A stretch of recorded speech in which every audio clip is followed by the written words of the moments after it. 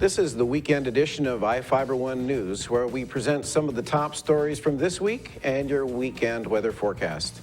And here in the weather department, I'm watching quite a bit of moisture coming in off the Pacific overnight, Saturday night into Sunday morning specifically. But in between that, bookends of very nice weather. I'm Roger Adelson. Stay tuned for more on the weekend edition of iFIBER 1 News. From the iFIBER 1 HD studio here in the heart of the Columbia Basin, this is iFIBER 1 News. Your #1 source for local news, sports headlines, and our very own Weather Center forecast covering the entire Columbia Basin. This is iFIBER 1 News, and it starts now.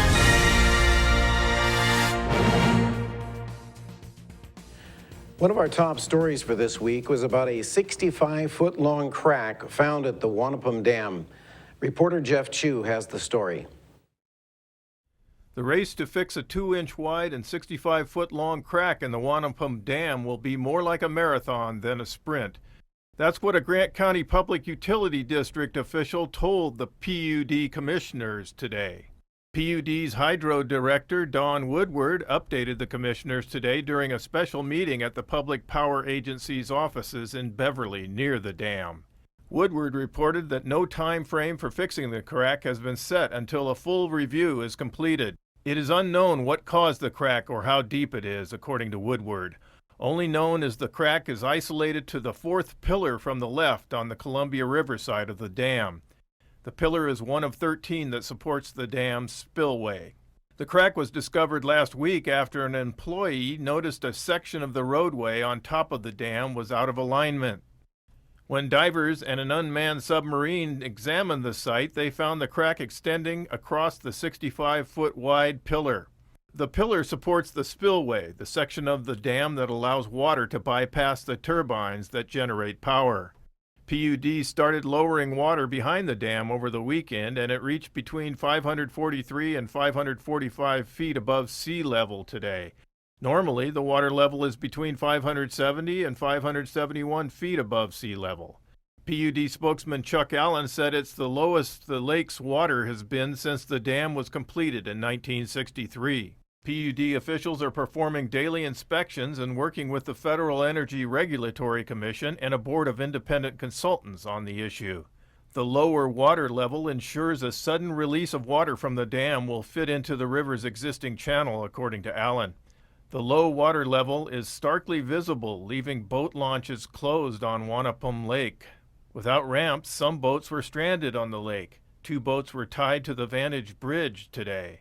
A sailboat was left with its keel stuck in the mud at the Vantage Marina, where docks are also left useless. I'm Jeff Chu for iFIBER 1 News. Thanks, Jeff. Our next story is about the Moses Lake Mola Hayat's recent national victory. Here's Courtney Vasquez with that story. The Moses Lake Mola Hayats came home with a national championship first place trophy. It's the best feeling, not just to win, but like when you do your dance and you like feel so good about it, because like after we did our military, we all just came off and we were just so excited, and this is like the best feeling ever. We didn't care if we would win or not, because it just felt really good, and so it was really awesome to have that experience again. The win was a little unexpected for the team, but they've received a lot of praise since they returned from Florida. This time when I walk into classrooms, they're all, "Hey, national champion!" So it's kind of like really exciting, and our teachers congratulate us. There's little time to relax, though, as the girls prepare for the district and state competition. It's a little bit lifted off our shoulders, I guess, knowing that we have a national champion on our back, so people are more intimidated, but that just encourages them to work harder, so we keep having to work harder. On March 24th, the Mola Hayats are hosting a state preview.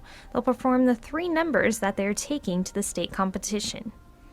Come support at state if you want to. For iFIBER 1 News, I'm Courtney Vasquez. Thanks, Courtney.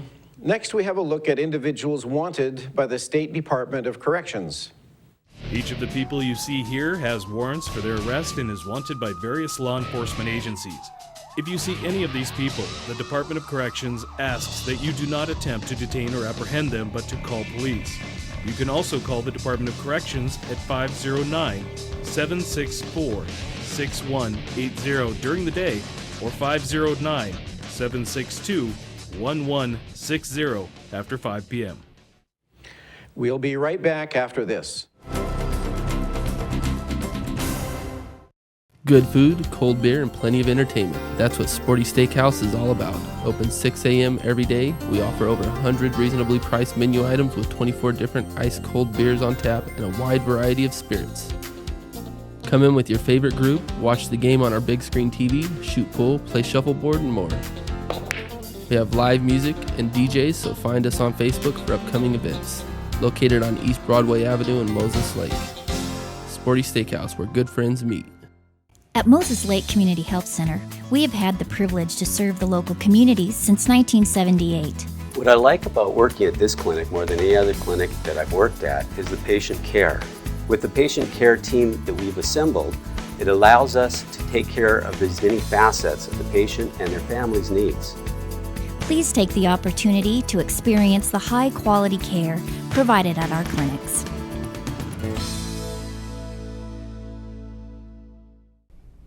Hi everybody, I'm meteorologist Don Morelli with you here on iFIBER Channel 1 Weather. We are looking at our forecast through the weekend, brought to you by Bud Cleary Toyota dealers. Toyota, let's go places. And we do have an opportunity for a little bit of showery weather at times overnight Saturday to Sunday, but much of Saturday looks pretty nice, some morning fog, but much of the day looks dry until later in the day.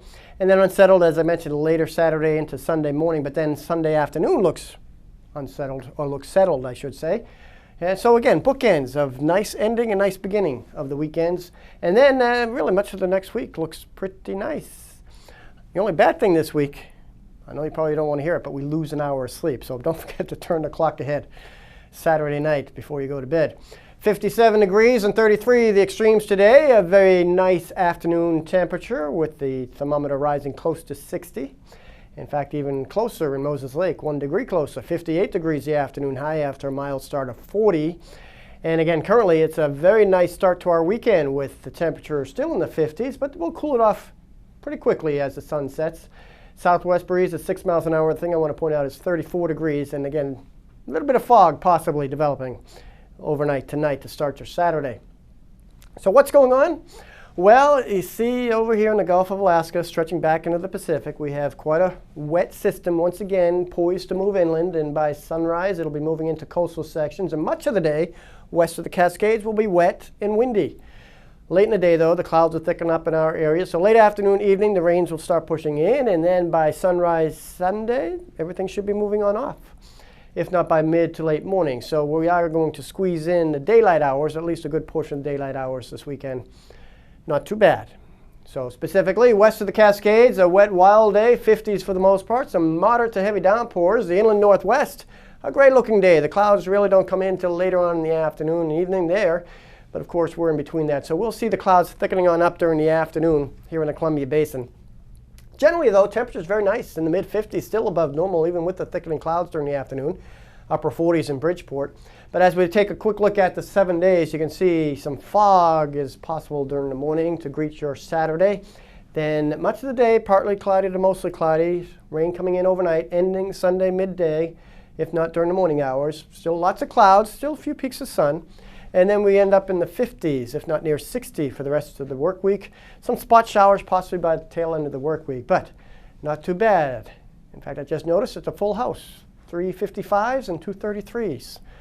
Too bad we weren't playing poker. But anyway, hope you have a great weekend, everybody. Keep it here.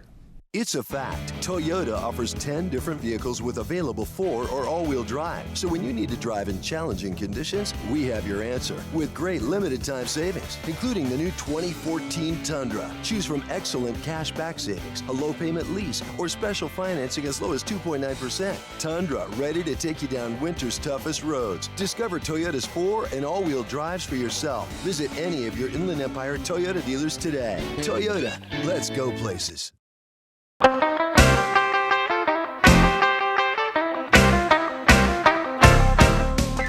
Give your car the bath of a lifetime at Glass House Car and Dog Wash. Our personal attendants will focus on your vehicle's needs, and our new touchless technology guarantees the best wash possible. And as always, our tire scrubbers and rim spray will increase the life of your tires and leave them gleaming. Water spots don't fly here. We will hand dry your vehicle every time. Get in, get out, get clean to the Glass House Car and Dog Wash, located at 914 North Stratford Road in Moses Lake.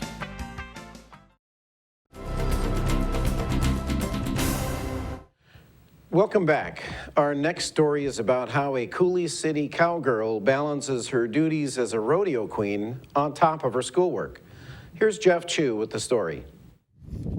Tammy Lee Dinas is a calf roper and a hard-riding cowgirl who knows her way around the barrels. A Soap Lake native and senior at Central Washington University, Tammy also is this May's Coulee City Last Stand rodeo queen. She's well known at Coulee City's rodeo, having participated in events there since she was 6 years old.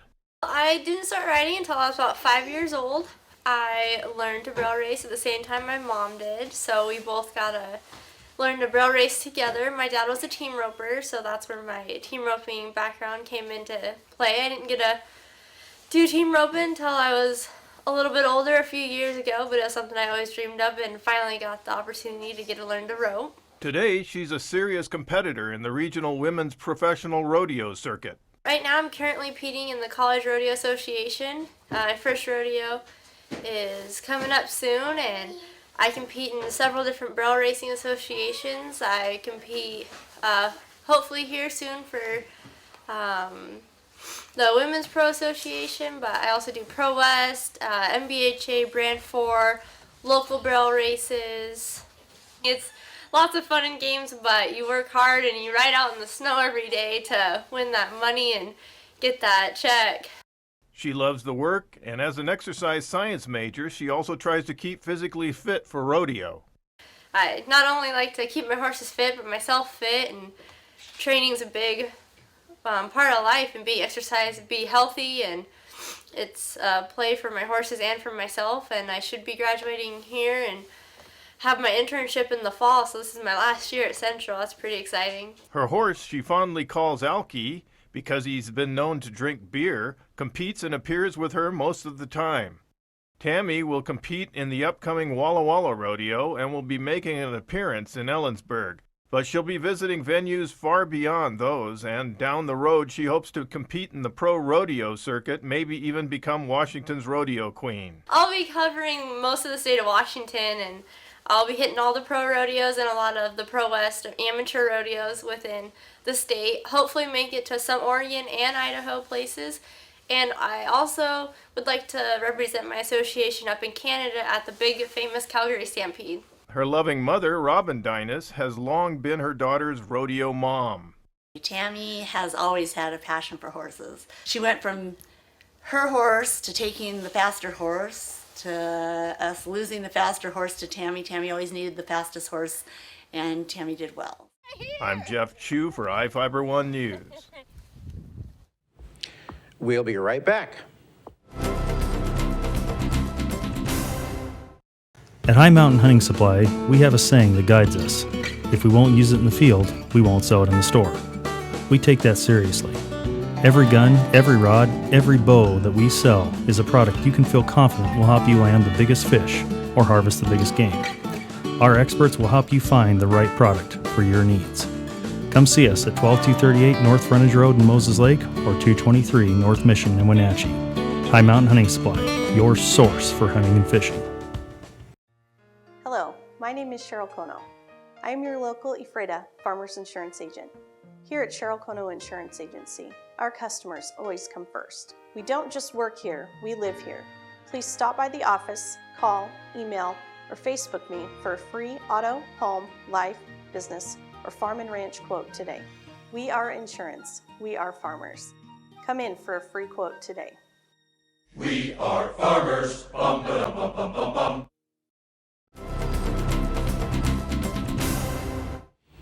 Our next story is about Soap Lake's annual Literacy Carnival. And here's Jeff Chu with the story. It's one of the most popular community events in Soap Lake, and it's all about literacy and reading books. The annual Literacy Carnival at Soap Lake Elementary School draws up to 400. Participants crowded the cafeteria for a free book fair fiesta-themed taco dinner. They jammed the library to purchase new books and the gymnasium for fun, games, and more books. Soap Lake Elementary School Principal Dan Andrews said the reason for the carnival is simple. Literacy is huge. I mean, it's the gateway for pretty much everything we do. As kids grow and learn, kids need to be able to read. Tracy Wilson, coordinator for the carnival in its second year, said the event is all about getting kids and families excited about books and reading. The kids are so excited. We had an assembly yesterday to kind of get them excited about it, and because it's a small community, we don't have as many festival things going on, I think, and so they take advantage of it when we do have one. You know, the theme actually just came with the Scholastic Book Fair. We also have a Scholastic Book Fair running in conjunction with the Literacy Carnival, and it is in our library. And the theme for that was Fiesta, so we just ran with it and kept it going here. Principal Andrews said the fair is becoming a community tradition. It's just an opportunity to get parents and students, teachers and staff, our community together. We come in and we get to have dinner, serve the community dinner. Kids walk away with books. We get more books out to our community, our students. You know, it's just a time for us to celebrate literacy.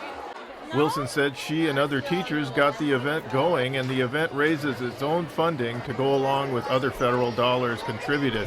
Tracy Wilson, who you talked to earlier, and Joyce Pearson, our federal programs director, you know, it was kind of their idea along with some other teachers, some of my 4th and 5th grade teachers. Reading is the key to learning, according to Andrews.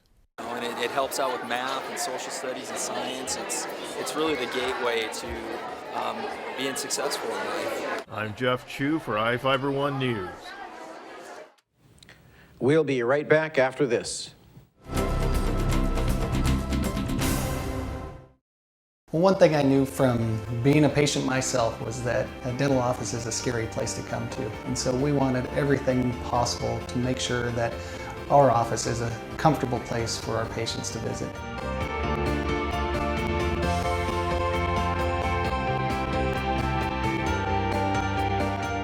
The patients that I have, my clients, have made me a part of this community, and we want to give back in every way possible.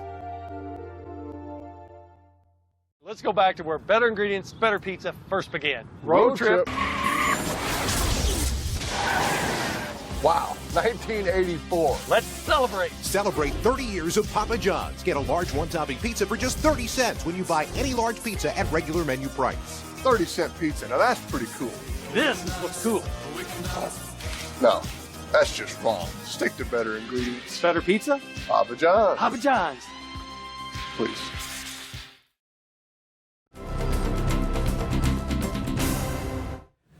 The next story is about how Pioneer Elementary School celebrated one of their favorite authors. Here's Jeff Chu with the story.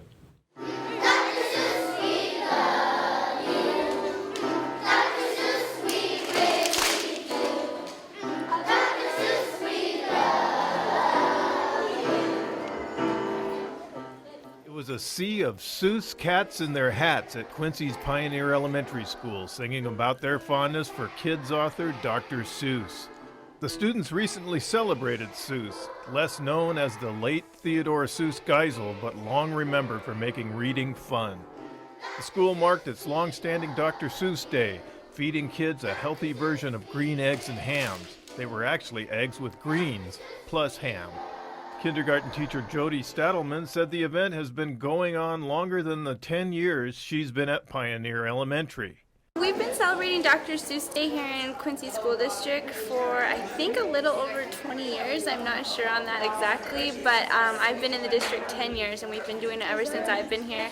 And it's just a great opportunity for kids to become excited about reading and for parents to get involved with the school in a positive way. I do not like them, Sam I am. I do not like green eggs and ham. Would you like them here or there? I would not like them here or there. I would not like them anywhere. I do not like green eggs and ham. The day gave many elementary students a chance to share Dr. Seuss reading with their parents, teachers, and even older students. Stadelman recalled her fondest memory of how the zany words of Seuss inspired students to read. When I first started in the Quincy School District and being at the assembly and reading Green Eggs and Ham and seeing some of the kids that are struggling with reading light up, and the look on their face when they hear the silly rhymes and that they can add in because they know what rhyming word comes next, and they're not struggling to sound something out, but they know it because they remember what it sounds like, and they're excited because they're participating and a part of it, and just to see that joy on their faces when they're reading, it makes it all worth it. Pioneer School librarian Shauna Molasso noted that Dr. Seuss's 110th birthday was Sunday, so the school's celebration was well timed. He made reading easier for our young children, and so we get together and throw a bash. This is our first year that we've done books and breakfast, and we've had a really great turnout, much more than we expected. The school set aside time for parents to come in and read Dr. Seuss books with their kids after the students performed at an assembly. The day wrapped up with the Seuss movie, Horton Hears a Who. I'm Jeff Chu for iFIBER 1 News. That wraps up our weekend edition. iFIBER 1 News will be back on Monday at 5 p.m. with the latest news from around the Columbia Basin. Thank you for watching.